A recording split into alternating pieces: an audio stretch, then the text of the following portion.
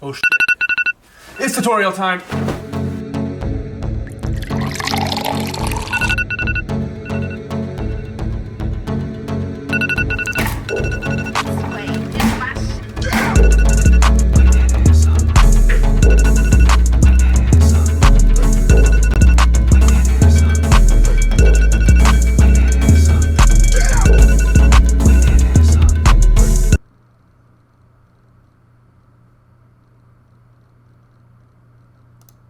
Alright, hello guys, hopefully you can hear and see me. So today is a bit different from our normal format because I'll also be going over the solutions to the hardest questions, or if people are interested, all the questions, for the quiz from this week. So to get us started, I'll hop on over to my courses, just the same way that you guys see it, and we've got our quizzes. Here I've got my agenda on the side as well, just to go through what we're doing. We're starting off with our quizzes and dealing with this quiz and the hardest questions and why the answer is what it is. And then afterwards, we're going to go into linked lists, for which I've prepared a nice animation, as well as we'll implement linked lists, stack, and queue. They're all very similar. And we'll also apply it to the game of Snake, which we made in a previous tutorial. Is it normal that you only see the agenda? No, it's not. Let me fix that. Oh. No, that's not how it's working. Preview. There we go. Now you guys should see it all, hopefully. Let me know. I can also just join the Zoom session to double check, but can you see the quiz on the screen now? Okay, perfect. Sorry about that. Yeah, my scene transitions weren't exactly on point there. Anyways, yes, so here we've got the agenda, and it was the quiz as well. And we'll be going through the solutions to the questions. I'll start with the hardest ones, the ones that had like the lowest score on them, and then if people are interested, I can also go into the other ones. So let's go for it right away. One of the hardest ones was actually this one at the end here. And this is something that's going to be very, very clear for people who are familiar with linked lists. But, I mean, we haven't even covered them in tutorials, and they're kind of not done much. So this will be super clear by the end of today, but I'll also go into it as well. It says a circular linked list is a variation on a linked list in which the first element points to the last element and the last element points to the first element. Both a singly linked list and a doubly linked list can be circular. Consider an implementation of a circular doubly linked list and assume the following method has been implemented. What is true about the method above? You're not late, I'm starting from the hardest questions. And yes, so this one is particularly challenging. Very few people got it right, but we can go through every answer and we can actually like debunk, sort of see which ones are right and which one is wrong. Let's think about A first. Assuming node 1 and node 2 belong to two different lists, both lists will end up containing all of the elements. Okay, let's see.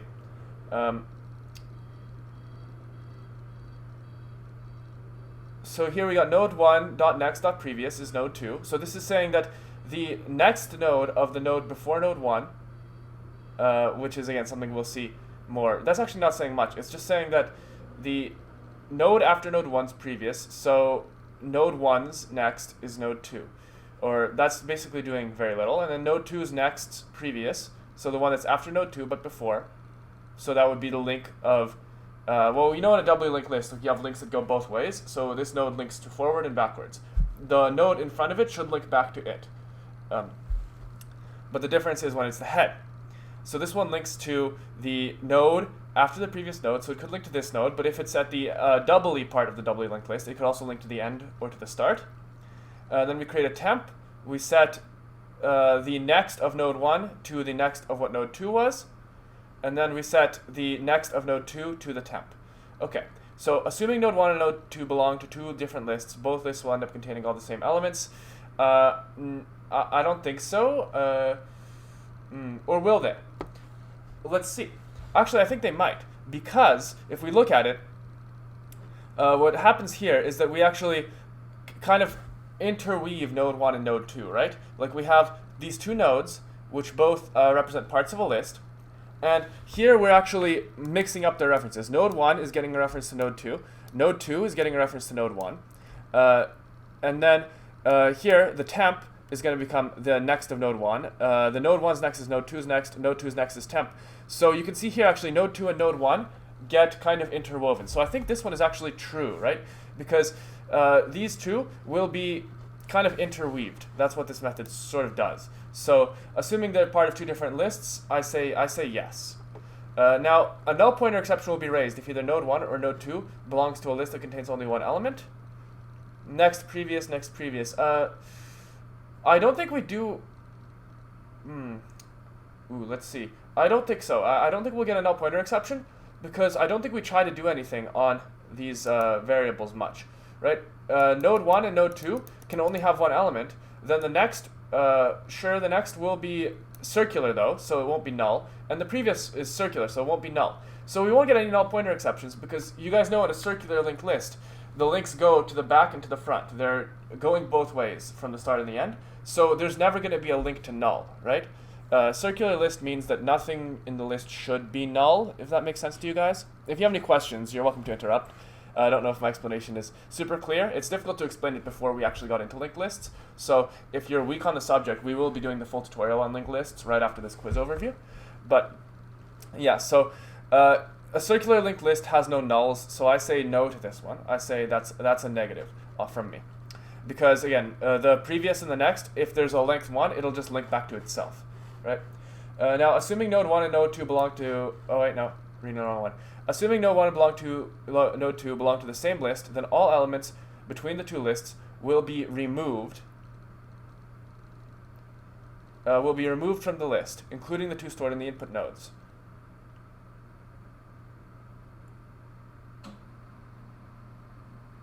Yeah, I think that is actually reasonable, I'd say. Assuming list 1 and list 2 belong to the same list, then all elements between the two lists will be removed from the lists, including the one of the two stored in the input nodes.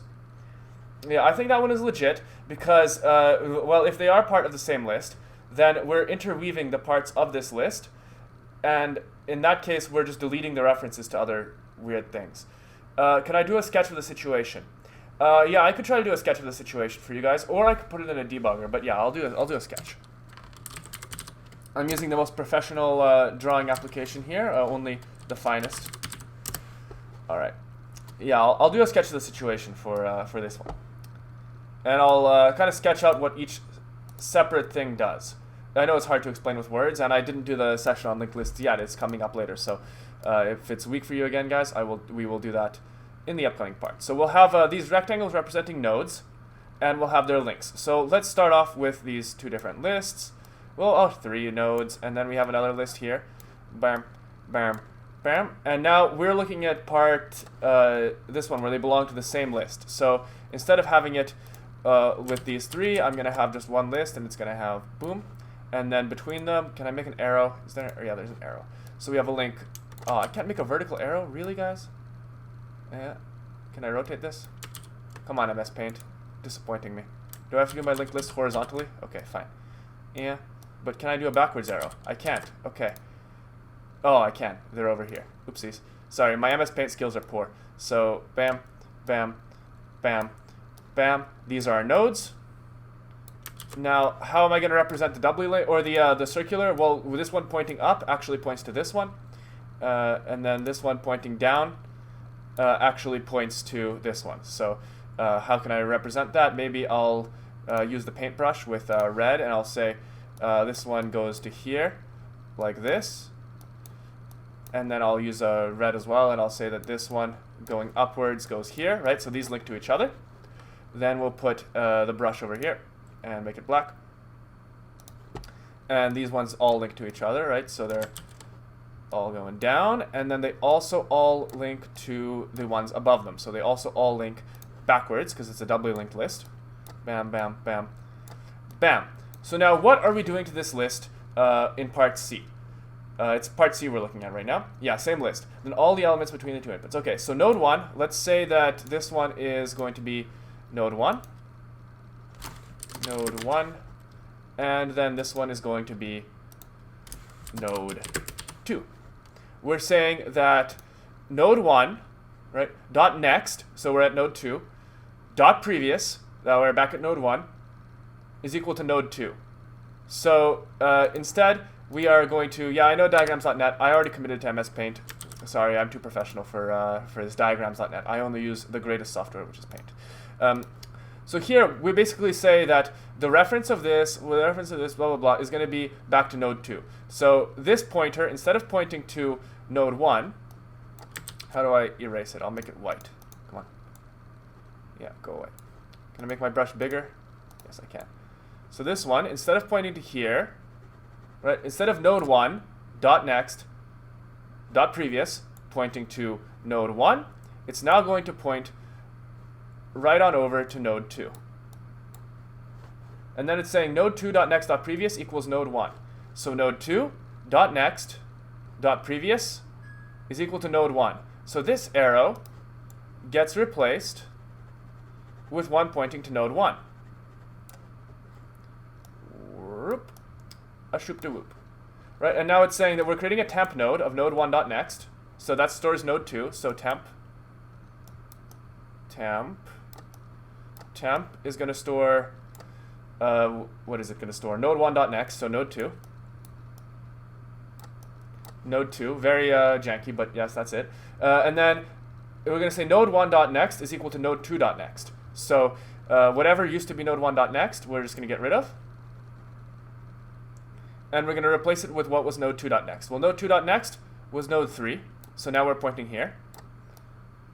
Boom. Right, and now we're saying that node 2 dot next is equal to temp, and temp is node 2. So now node 2 dot next goes bye-bye, and temp is node 2, so a shoop de whoop, right? So again, what do? We say node 1 dot next dot previous is node 2, node 1 dot next dot previous, node 2, node 2 dot next dot previous is going to be node 1. Where is that? Node 2 dot next dot previous is going to be node 1. So this one's previous is going to be node 1, right? Then node 1 dot next is equal to node 2 dot next, which means that this one is just going to swap right over. And then node 2 dot next is temp, right? But temp was set to node 1's next node, but this was after this thing, right? So we did them in order, and now we're ending up with this list. So assuming they're on the same list, all of the elements between the two nodes will be removed from the list. Yes, so all of the elements in between are removed from the list, including one of the two stored in the input nodes. Yeah, right, that's true, because now the list is just this. It's going to basically remove everything in between the two. Do you guys see how that worked? Like, do you see what happened? So these links are now maintained between node 1 and I'm going to write node 3. So now the links are between node 1 and node 3, and node 2 and whatever else was here is gone. Does that make sense? Or are there any questions about why C, I believe C here, should be true?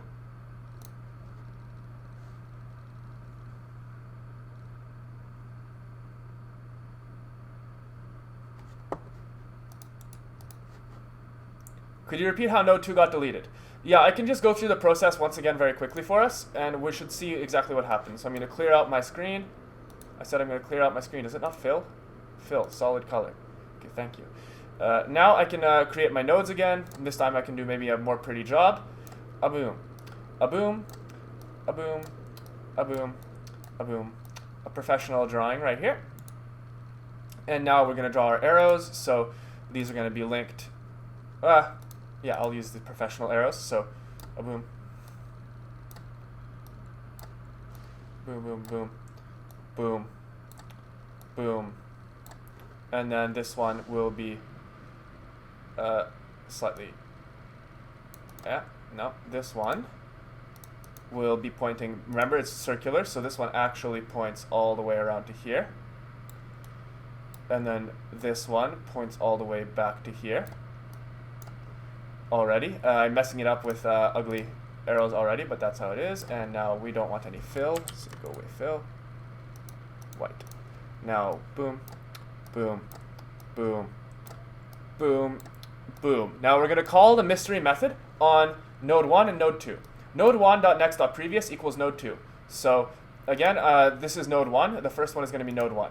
So node 1.next.previous equals node 2. So this one, the next one, the previous is going to be node 2. So what we're saying is that, yeah, you know what, I'll put the names, I'll be fancy. Node 1, node 2, node 2, node 3, node 4, node 5, node 6. All right, so node 1 dot next, which is node 2's previous, is going to be node 2. So instead of referencing to instead of referencing to whatever, brushes. Okay, come no, Microsoft Paint, brushes. No, go away. Bye bye. Brushes. Thank you. All right, so instead of referencing to here, node 2 will reference itself for its previous. It goes back to itself. Right. Now it says node 2.next.previous is node 1. So node 2's next, this one's previous, is going to be node 1. So this one goes away. It does no longer point to node 2. Size is already maximum. This one now points to node 1 because it's pointing to what used to be the previous of it.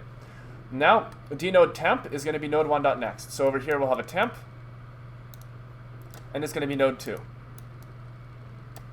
Node 2, right?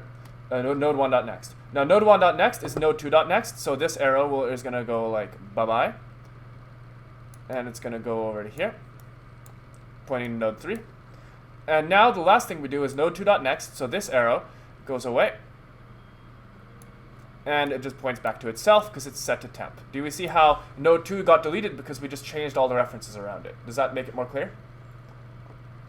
Cool, cool. Okay. So part C is true. Now, assuming node 1 and node 2 belong to the same list, then the two nodes are swapped. Well, we just did the belong to the same list case, right? We just drew this out. Did they get swapped? No, they didn't. Node 2 got removed. So this one cannot be true. Like, these two can't be true at the same time. Hence, this is false. Now, E. Assuming node 1 and node 2 belong to two different lists, then the two nodes are swapped. They're not swapped either, right? Because they'll both end up containing the same elements because we kind of interweave them. So I'm pretty confident that the correct solutions are assuming node 1 and node 2 belong to the same list, then what happens is that the elements between them are going to be removed, right? And that assuming node 1 and node 2 belong to the same lists, the elements between the two, right? And assuming that there are two different lists, then they will end up containing all of the elements. Okay. So that's question 10. And now another one that was very killer on this exam in particular, was the wizard question. How many objects will be created? And again, I'm doing these in order of difficulty, not necessarily in order of the quiz. So we can make a new one here in Paint, or we don't really need to use Paint because this is not a linked list. But this one we have to count up the objects, right? So first line here, array list of wizard Slytherin. So this creates a new array list. So that's going to be one object, which is going to be our array list. And it's going to be a new array list of type wizard. Okay.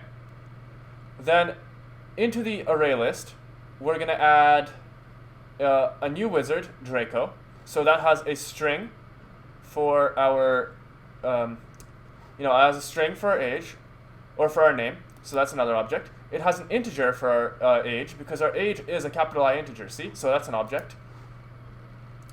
Then we have another integer being created, which is the age 1. And then we have another string here, you know who. That's 5. Oh, next one's going to be 5. And then Slytherin is the array list. But also, so the constructor and these. So then this one adds this another wizard object to here. And now we have 6. But then there's also actually more than these. So the object breakdown for this is not necessarily always obvious. There's actually one more object involved here, and that is that there's going to be a field set and a field created with each integer and each wizard, and then the array lists are also created. And then when the array list is created, well, my notes say 2 of them, but how there are 2 of them is a great question. Is it because of the array list declaration? Oh yeah, because there's an array list object created here, which is a generic one, and then there's one with wizard. And then we set the generic to that, but yeah, then that one gets deleted. But we should have 7 objects in total for 2 strings, 2 integers, 2 wizards, So 6 and one array list. So here we go. I'll draw the objects. Yeah, we accept 7 or 8. 8 comes from having 2 array lists, but where 2 array lists comes from is a great question. My understanding is it should be 7 because we have an array list, right? So list. Oh yeah, the underlying array could be considered the object. Yes, if you consider the implementation of array list. That's a good point, yeah. But here we have an array list, our list, right? Then inside of the array list, you're right, we have an interlying array, so R, array. And then here we've got, inside of it, we've got a wizard, Z, and then inside of each wizard, we've got a string and an integer.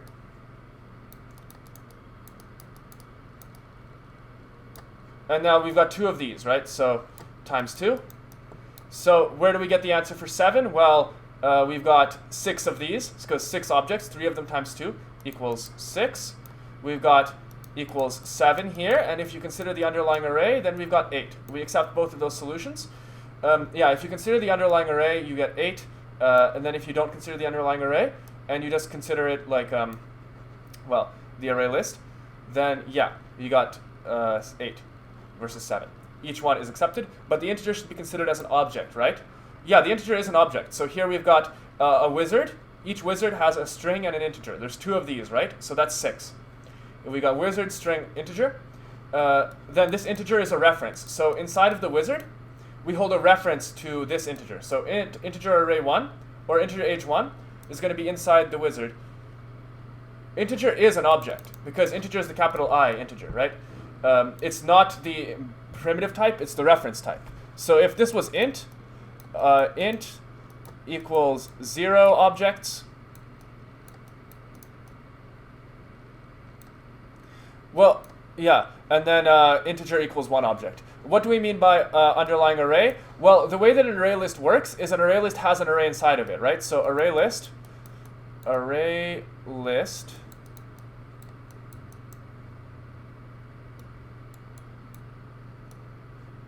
right? We've got an array list here, and inside of it we have, let's say, E or whatever, like the generic type array, right? And this is the array. And then so for each array list, we contain an array inside. That's true, there is an object in here.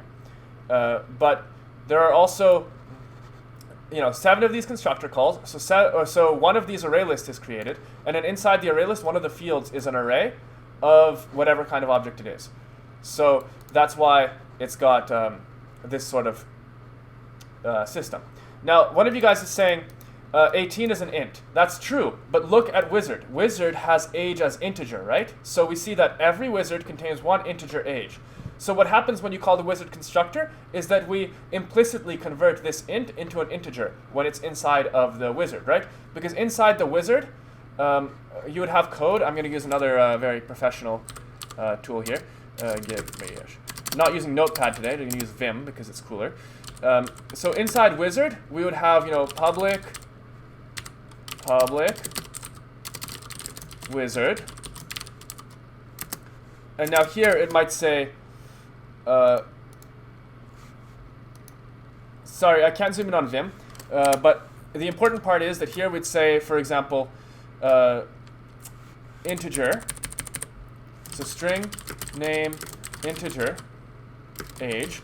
And now when we pass an integer to it, so when we have, let's say, main, and I didn't write everything in main, I just put it like this, right? Then when we say new wizard of whatever name, and an int here, this int automatically gets put into the wrapper class, right? Because here, we put integer as our input type, right? Or even if we put int, it would set the field to be an integer. So this is just implicitly converted to an integer when it goes in here. Because the one we ask for is integer. How do we know we're asking for an integer? Because here in our constructor definition, right here, we say that when it takes an int, it actually takes an integer, right? Our inputs are integer and a string. They're not int and string, they're integer and string. So when we take an integer as an input, this int is implicitly converted into an integer. If Java didn't have this feature, we would have to type new integer 234, right? But since Java automatically converts between int and integer, this is just passed along. as an integer. It treats this int as an integer. Does that make sense? Because the input type is integer, it automatically converts it up.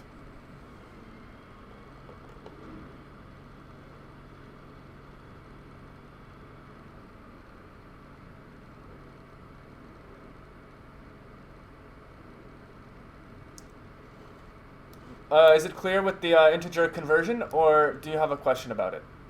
Is it possible to have two different methods? I'm sorry, could you explain the question a bit further? I'd be happy if you came on the... Yeah, go ahead. Yeah, I would say you just mentioned that the 2, 3, 4 will be converted to integer object automatically.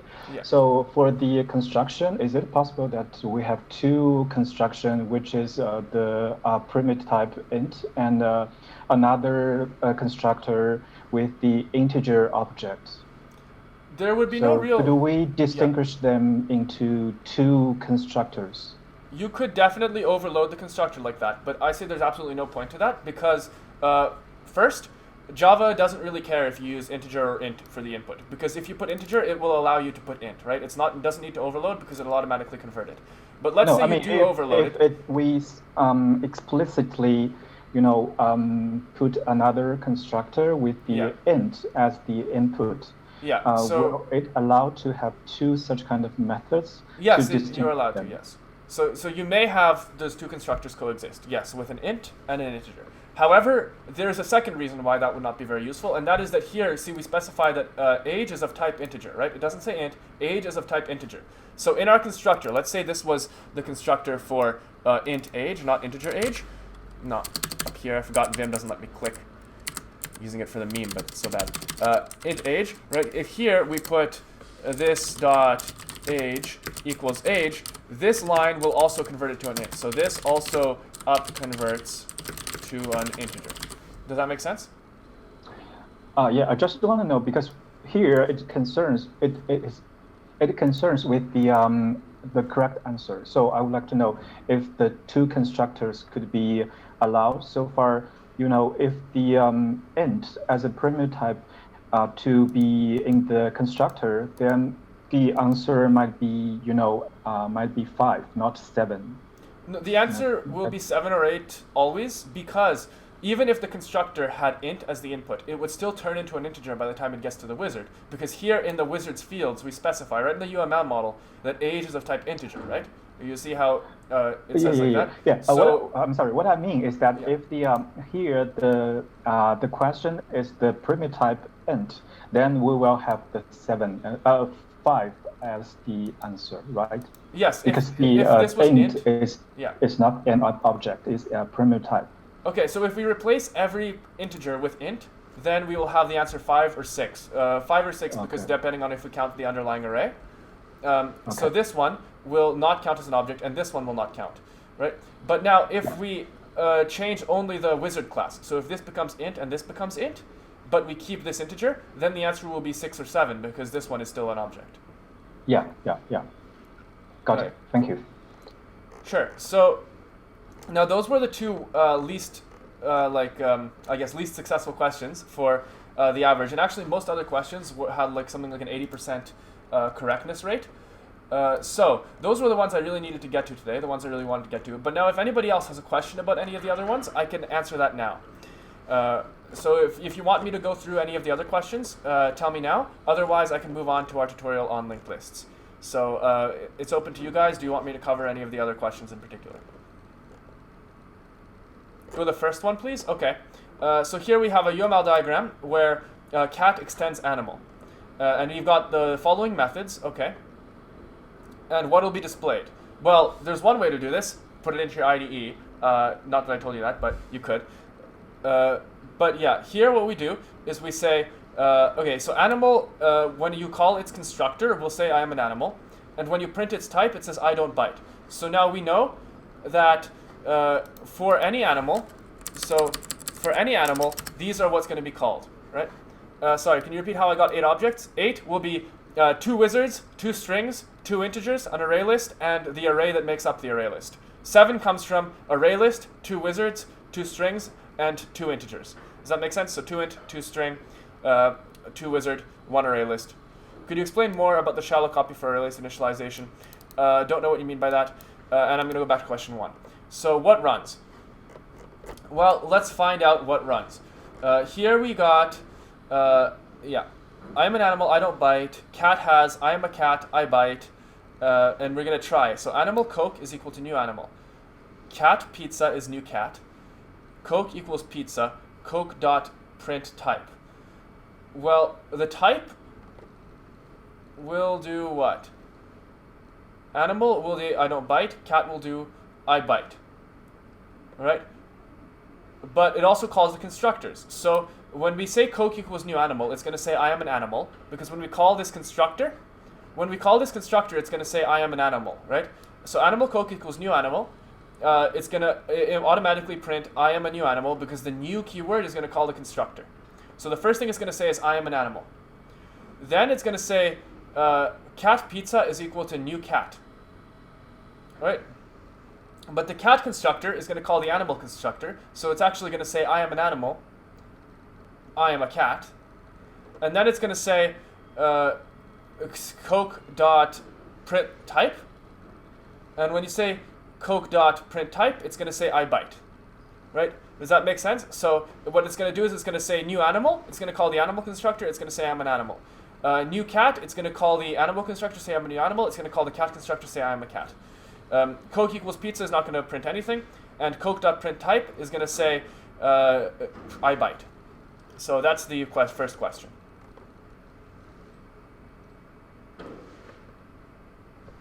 Yeah, I'm sorry. For the shallow copy of the array list, I think it might be better to speak.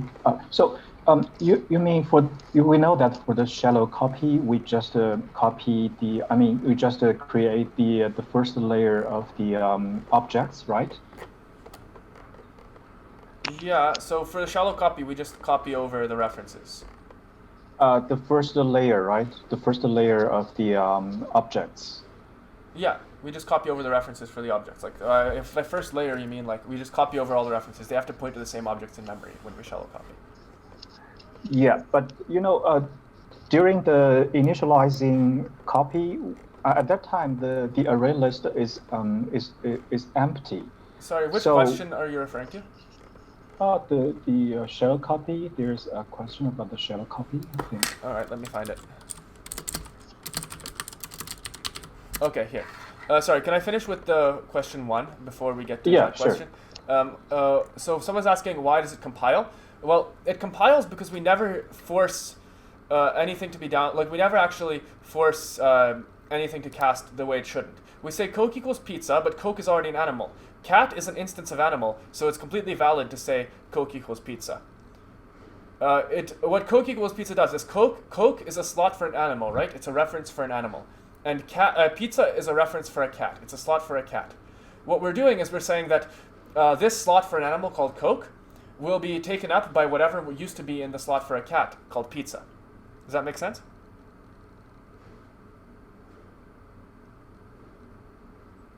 So so this doesn't have to be downcasted because this is already an animal slot, and a cat is an animal. So it's perfectly valid to say that putting a cat into an animal slot works because a cat is just going into this slot, which is made for an animal, but a cat is an animal, so it fits in the slot.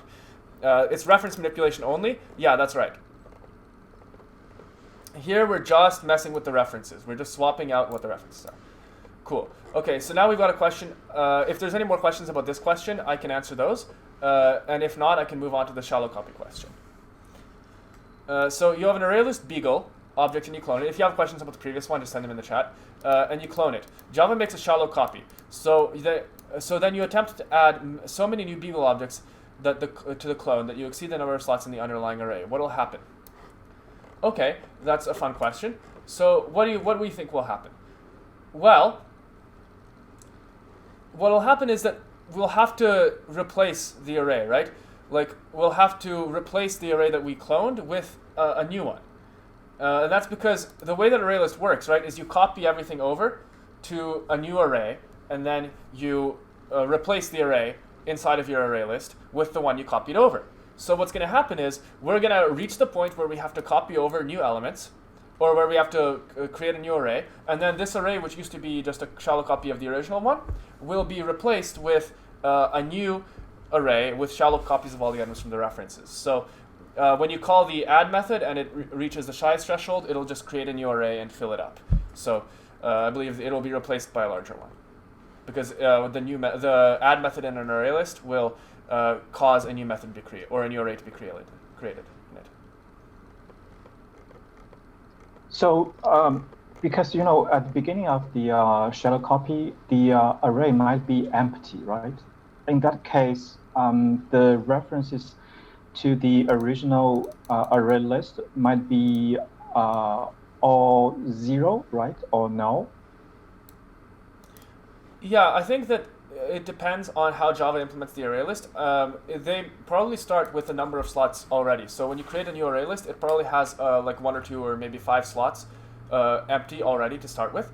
So that's one thing. Another thing is that the underlying array will be replaced by a larger one is going to be true even if we start with nothing. Let's say we start with an empty array. We keep the reference to the empty array. As soon as we add our first object, what's going to happen? Our empty array is not big enough. We're going to increase its size. We're going to create a new array. We're going to copy over all of the 0 elements from the empty array, and then we're good. So will it affect the original array? Will it affect the original array? Well, it won't affect the original array because we'll just replace the reference unless the original array just got destroyed. But what it will do is it will affect the objects in the array, because we did a shallow copy, so the references to the objects stay the same. So if you modify the objects inside of the array afterwards, then it still holds the same references, so it will still modify those objects. Okay, got it. Thank you. For sure. Now, we are running low on time right now for the quiz. So what I might do is I might move on to a very quick implementation of the linked list in Java as part of the tutorial, and then I'm going to go back to this quiz if you guys have any further questions at the end. So if you still want to see more quiz questions, I can do that, but I'll do that at the end of the session. And now, just so that we get through at least part of the content for the tutorial today, I'll go through a very quick speed run of a basic array list. And then maybe I'll make it generic, but I won't do, or a basic linked list. I probably won't make it double, I'll just do it simple, because we don't have too much time. But I'll just do a simple array list here. And afterwards, we can go back to the quiz. All right, so we'll make that transition then. And yeah, so what is a linked list? How do they work? Well, a linked list is, we can ignore some of those today's goals because we're probably not getting through all of them. But basically a linked list is a data structure where we've got a chain of links coming from a head. So on our list, we've got one field, which is head, and head sort of like knows a guy who knows a guy who knows a guy. Head holds a reference to another node, which holds a reference to another node, and you can follow the chain along to get through your list. So that's generally what a linked list is. And now I'm going to go through these slides, which will give you a bit of a better grasp on terminology. So here's the anatomy of a linked list. Every linked list has nodes, and nodes are objects which contain a payload, which is whatever object is inside the node, and a link to another node. So they hold a reference to a node and a reference to whatever is stored inside of them. Then every linked list has a head, which is a node, and it stores the first node in the list. And that's the node that you basically start from, and that's like your first node. So when you start traversing, this is the node you start from. It also holds a tail, which is the last node in the list. So the tail is like the end of the list, and it doesn't have to have this. You can have a singly linked list with no tail, it'll still work, but the tail can speed things up. And then you also have a size, which is an int, which you can keep track of, which is again also optional. You can have an array list or a linked list with no size being tracked. It'll just be slow, but it'll still work without a size. And why do we care about linked lists? Because they're fast and easy when they shrink and grow, right? For an array list, we have to copy over all the elements. So when we have an array list, we copy every single element in the array list over through the array list. It's going to take forever. With a for loop, with the linked list, we can grow them in O of 1. So that's why they're really good, because we don't use the for loop. A good hint for you guys is if we use a for loop, it's O of n. And yeah, it's easy to make a stack and queue using an array list. Here's a meme that might help with the concept of a linked list. So these are the methods as well that are common in linked lists. So you guys can screenshot this, take a look at it. These are all you really need in a linked list. A linked list needs to be able to get the last element, get the first element. This should say get. There's two get first. One of them should just be get and index. It should be able to know its size. It should be able to add. And then stacks are able to push, pop, and peek. Queues are able to enqueue, dequeue, and peek. Do you guys have a general idea of stack and queue, or have you not heard of them before?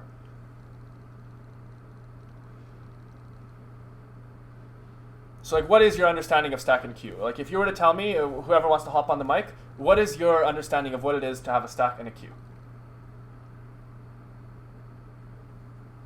Basically, the stack is like first one in, first one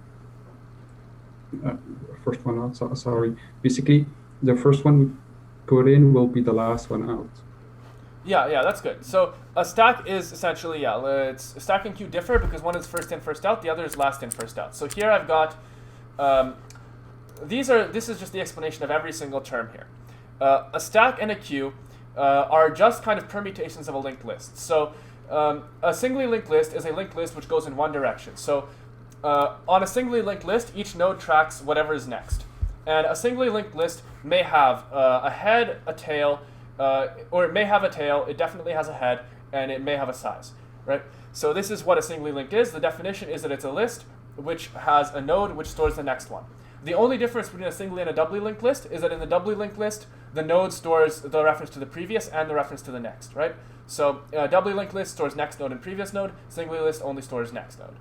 And then what is a stack? A stack is just a linked list where our methods are push and pop. So if we look back at the methods, stack has push, which puts something on the end of the list. Quite literally, like with this stack of papers, if I add another paper to the stack, what I'm doing is I'm adding another paper to the top. When I get a paper from the stack, I get that paper from the top, right? So if this was a stack, I could push pieces of paper to the stack. So I could push one paper to the stack, then I could pop one paper from the stack.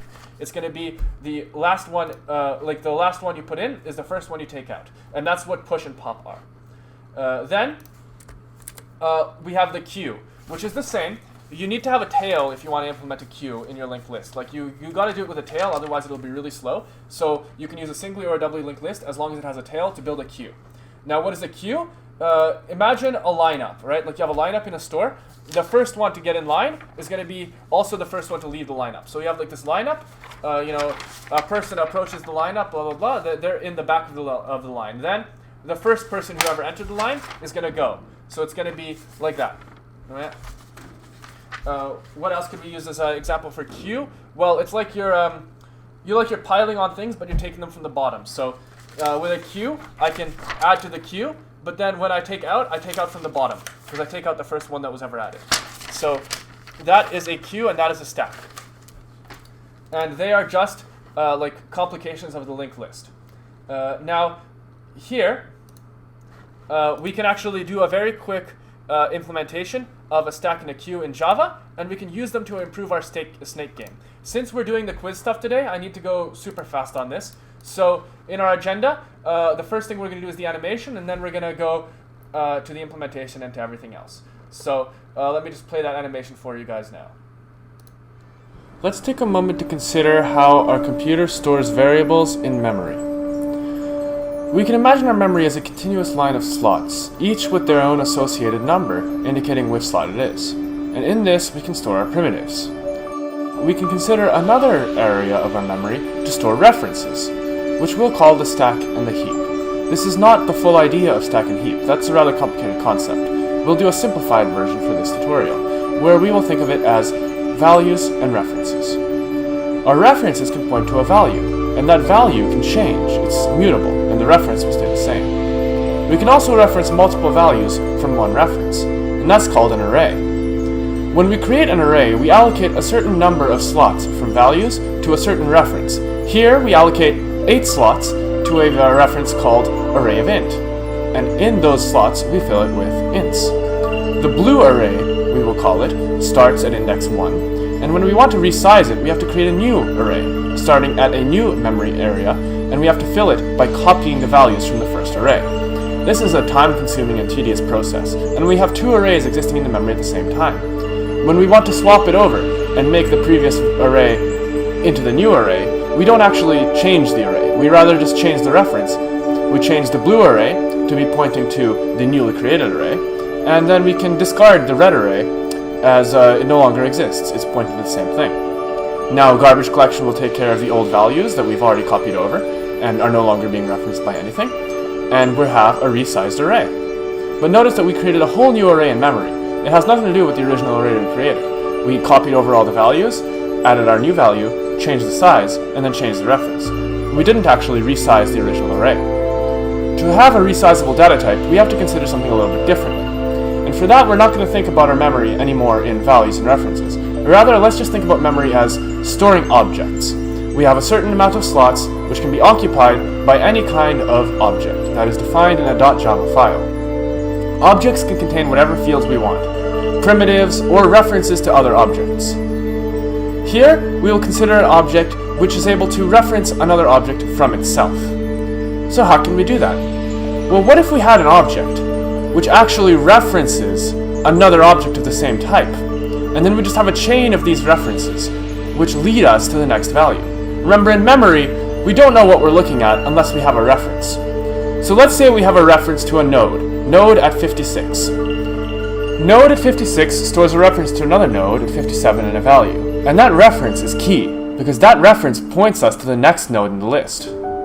As we travel through our list, we can see that the existence of the pointer reveals to us the next nodes. And as we follow through our list, and we take our time to iterate through and access each node, noting that it actually takes a long time to traverse through this list. So the more nodes we have, the longer it'll take to get to the last one. We can see that each node indeed has its own pointer and value. And as we follow through, as we cascade down the list through the pointers, we can see what happens when we reach the end of our list. At the end of our list, the last node will point to null, because there is no next element. And this is one of the keys of the linked list. It's easy to add a node. All we have to do is change that null to a new reference, and suddenly, we're able to be transported to our next node, as if it was in the list the entire time. This creation of new references and change of references is the core resizability and modifiability of a linked list. It's what gives it its advantage over an array. So now if we follow through our list, we can see our previous nodes were unchanged from this operation. And as we flow through our memory to get to the next node, we can see that the creation of the new pointer has revealed to us that our list is expanded by 1. And now if we check the value and the reference of this node, we can see that since it points to null, it's at the end of our list. And now we've got a linked list that's modified. This is the core useful feature of a linked list and why we create them, and its advantage over an array.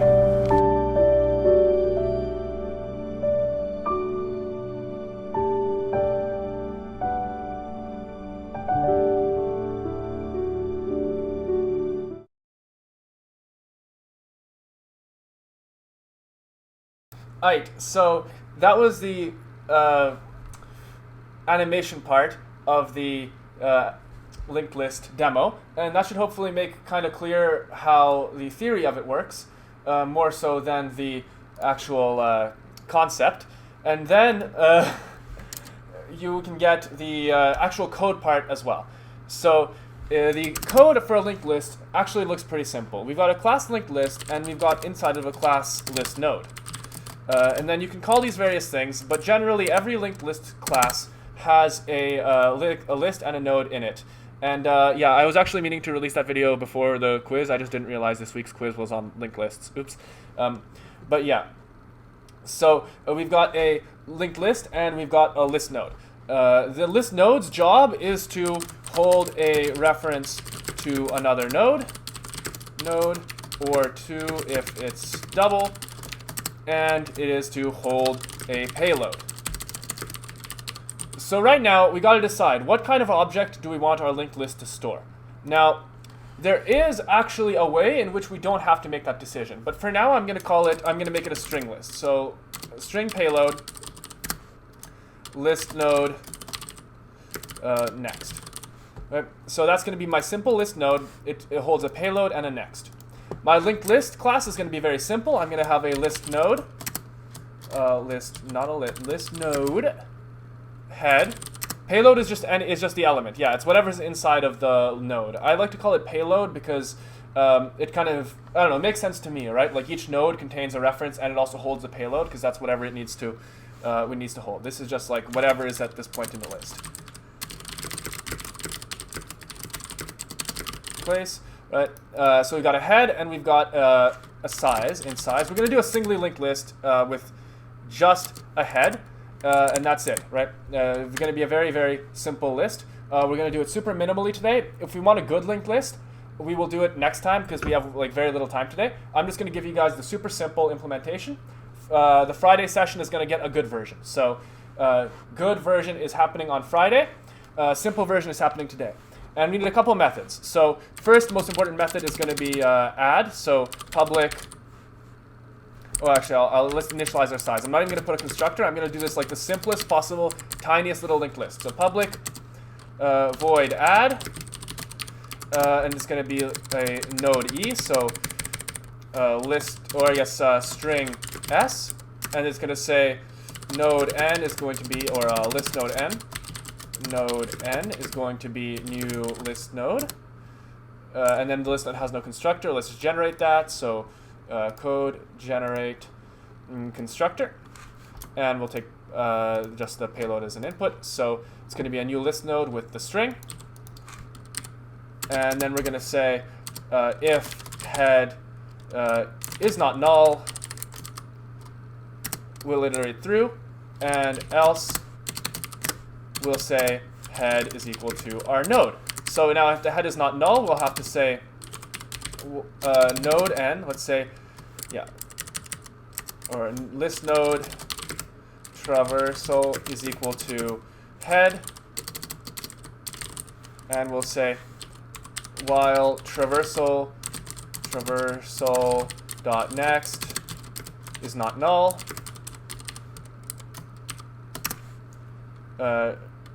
traversal equals traversal dot next. So this is just going to get to the end of the list, and then we're going to say traversal dot next is equal to our new node equals n. All right, and now we're going to say return, or it's, no, size plus plus, because we have no return here. Does this method make sense to everybody? I know I went really fast. It's just because we spent so much time on the quiz section that I had to go fast on this. Does anybody have any questions about this add method? Now this is like super simple and bad. Better version on Friday, right? So any questions regarding this this add method? Can you explain in English what's happening? Sure.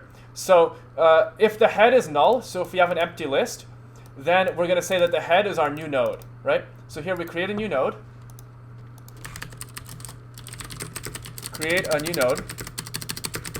node. Here we're saying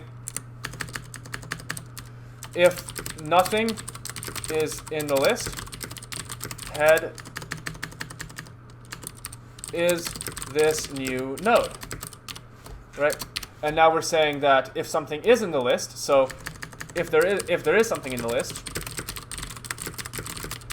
then we're going to say get to the end,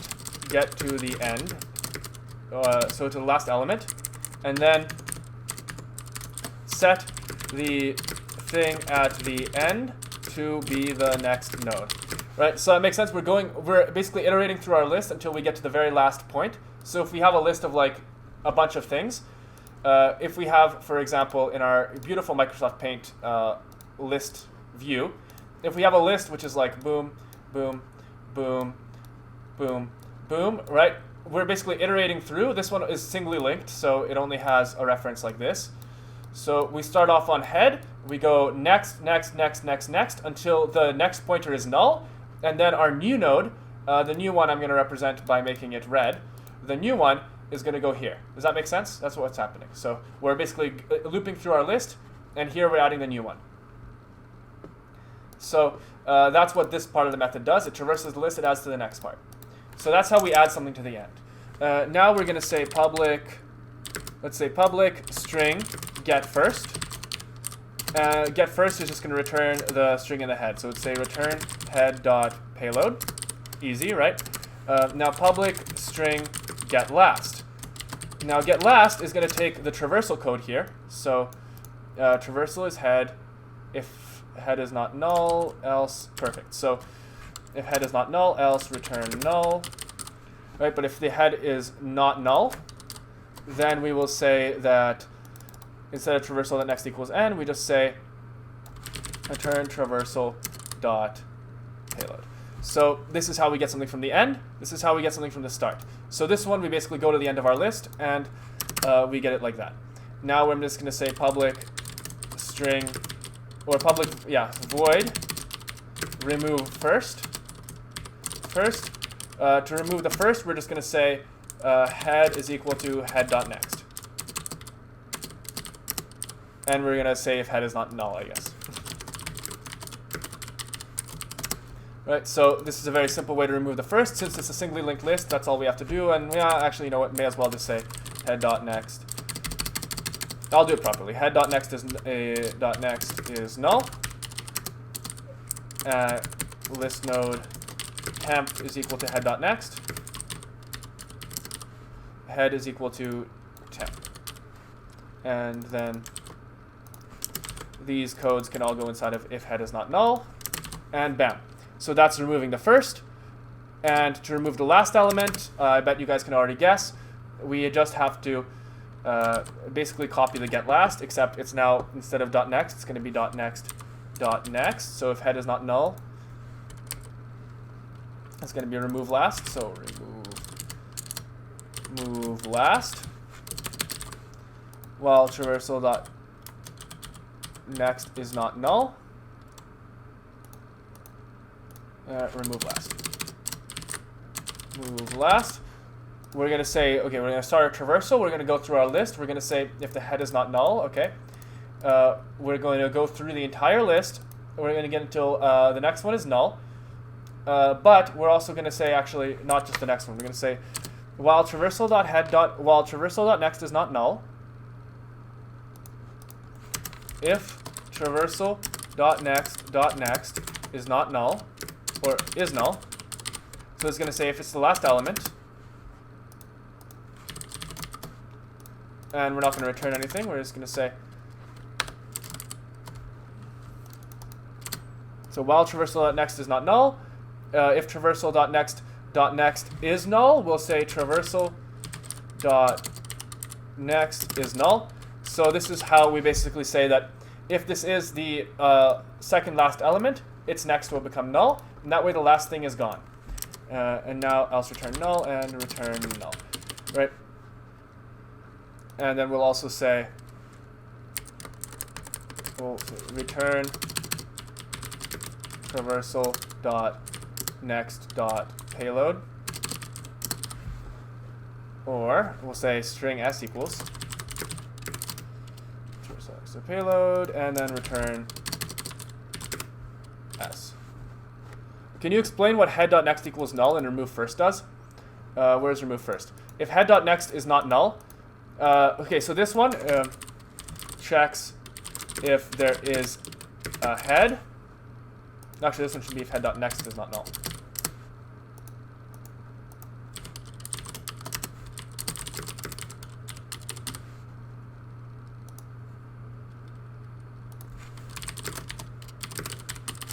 So what it's doing is saying, check if there is a head and it has a next.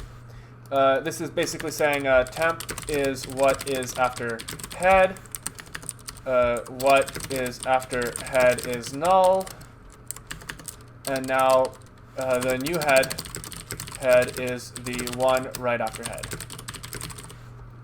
And this is saying that like if the list is empty or just a head is null, right? Now the reason I implemented these specific methods is for stack and queue. So this is the part that you guys are going to see this week, and to get us caught up. How do we make a stack? Well, it's so easy, you'll be surprised. Let's call a stack. Our stack will extend linked list, and we'll say we just need two things. We need push and pop. So public void push, and push will just say add s. It's going to take a string s as input.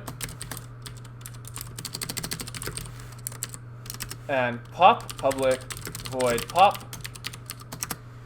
is going to be also very simple. It's going to actually public string pop. String pop. Public string pop will take, well, when we add it to be the new head, right? So we'll string out is equal to get first. Or we can actually just get first. Return get first. That's it. That's all it is. So get first here, what does it do? Well, get first will just return payload.head, and then we'll just say remove first. So return get first, or yes, string s equals get first, and then we'll say remove first, and we'll say return s. So this is all that it is to be a stack, right? Public string, peek as well as here, and the peek will just return get first, right? Does this make sense to you guys? A stack is the same as a linked list. It just has these methods with different names. That's all it is. There's nothing special about a stack. That's it. This is the only difference between a stack and a string or a linked list. And yeah, you have to implement these data types. You can't import them. In our assignments, you guys will have to implement them. So especially next tutorial, you'll have to do a good version. Do you have to do super.addS? I actually don't, because look, in my stack method, in my stack class, I don't actually have any, I don't have anything in it which is called add. So there's only one kind of add, and that is the add that is super, right? So add is part of linked list.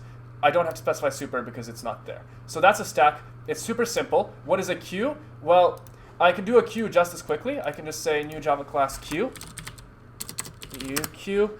And queue is going to be just like stack, except it's called enqueue and dequeue. So public void enqueue will say, let's say this dot, or not this, we'll just say a string as an input. And we'll say that we will add the input. Or is it called add? Public void enqueue string input. What's wrong with this? Oh, I forgot to extend linked list. Extend linked list. So we'll add our input. Very simple. Our input is now our head. Now public string dequeue will now go get last. So it'll say string out is equal to get last, and it'll say return or remove last, and then return out.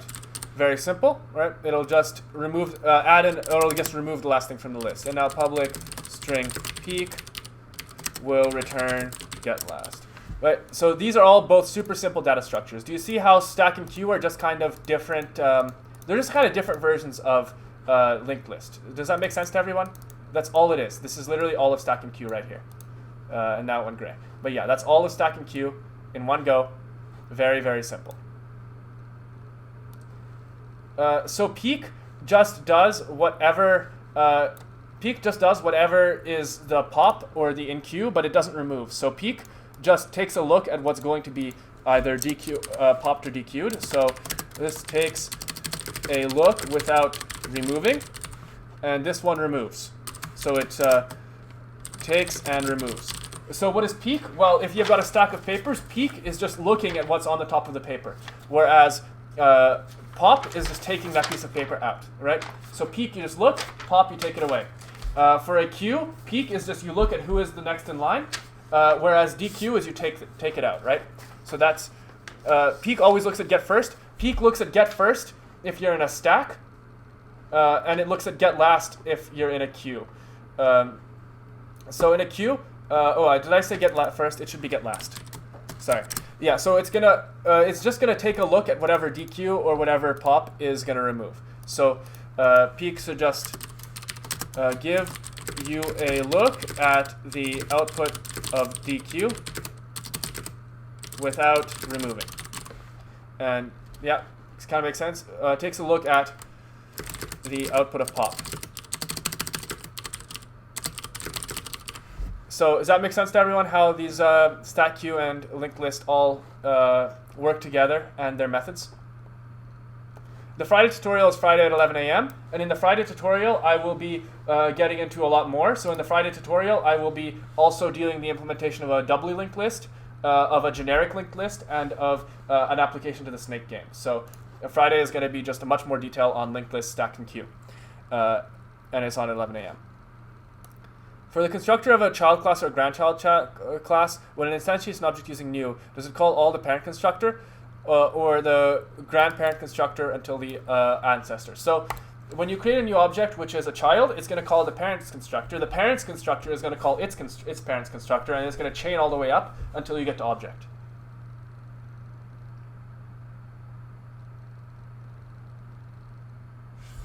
So do you mean that when the child constructor instantiates, all the parent, grandparent, and even the ancestors constructor will be called? Yeah, either it's going to be the default constructor, or you're going to have to specify with a super call. But if there's just a default constructor, it'll just call the default constructor implicitly. Okay, so there will be no overloading or hiding for the constructor, right? For the parent. Yeah, you'll have to call the super constructor if you extend a class always.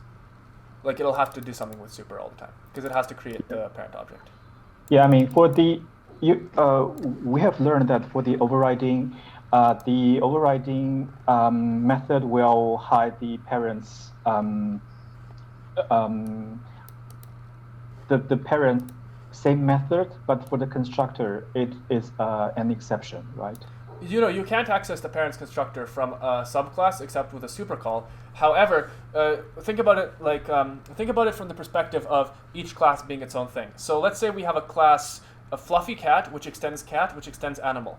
The constructor of fluffy cat has to call the constructor of cat. Well, what happens in the constructor of cat? Cat has to call the constructor of animal, right? And then animal has to call the constructor of object. So it's kind of like a chain. It's kind of like a linked list where it follows through.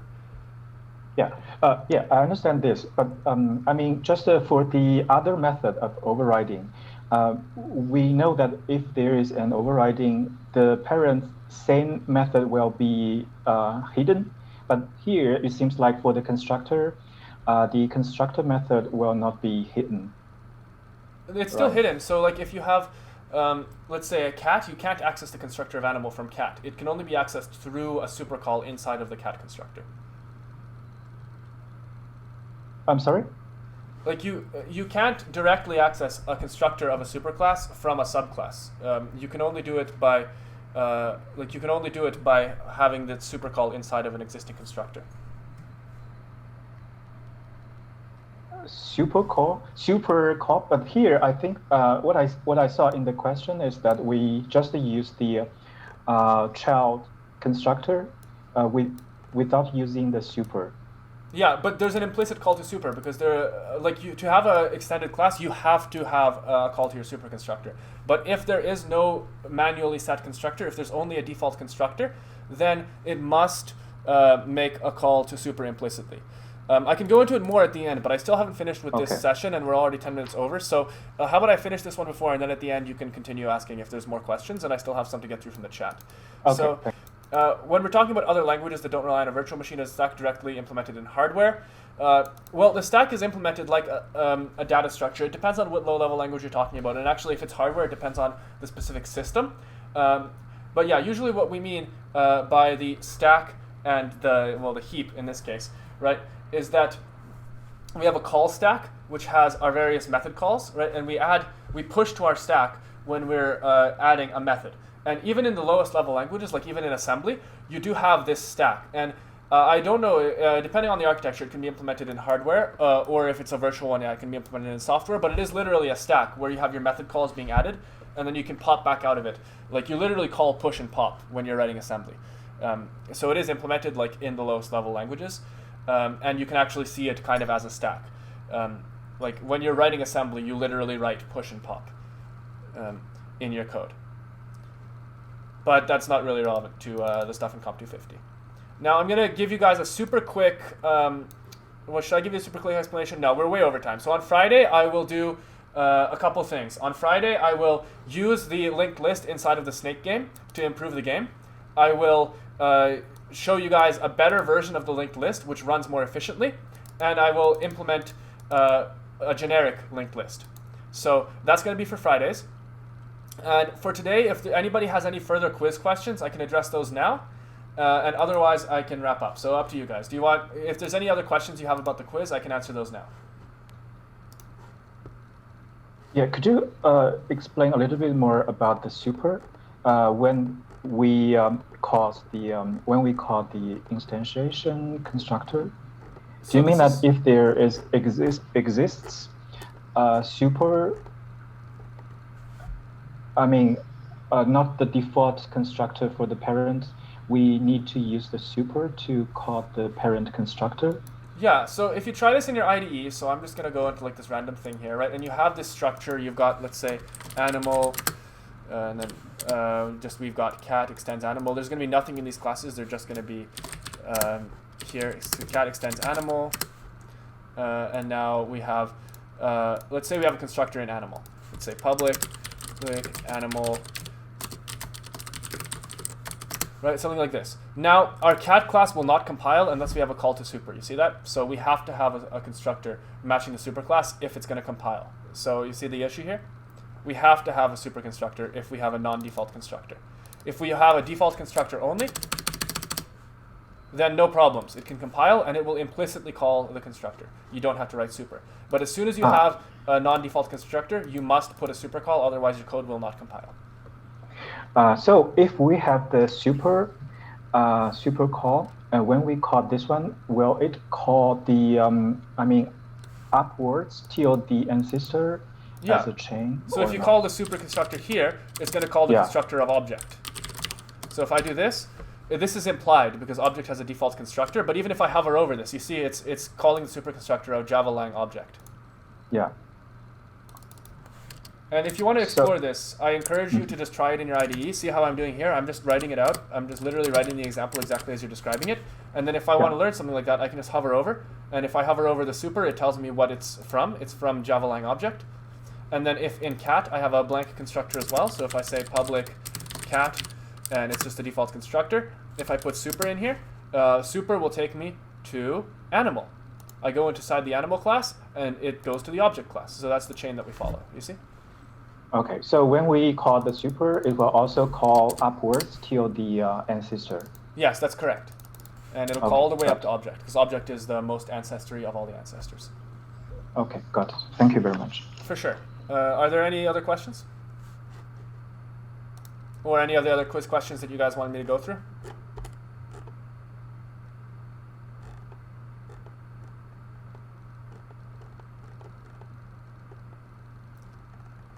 For question 1, why does it print I'm an animal twice? Same thing I was just explaining, because when you call the constructor for cat, it's also going to call the constructor for animal. So when you say new cat, it will also run the code from new animal. Does that make sense?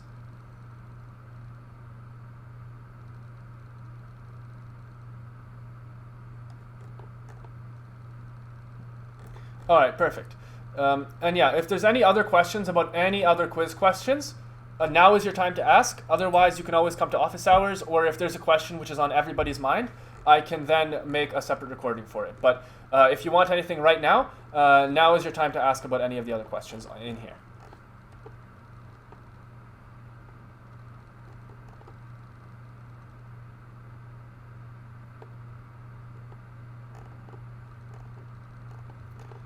All right, guys, in that case, if you want to see more on the linked list, if you want to see the good stuff, it's on Friday. That's when the big linked list session is coming with Stack and Q. Until then, this has been the Tuesday session where we are just going over the quiz and we did a super quick version of the linked list. All right. Well, thank you guys so much for coming, and hopefully that helped you with understanding the quiz. And yeah, stay tuned for next time when we actually go into detail on the entire agenda here, and we cover everything, minus the quiz stuff. All right. Farewell. See you guys later.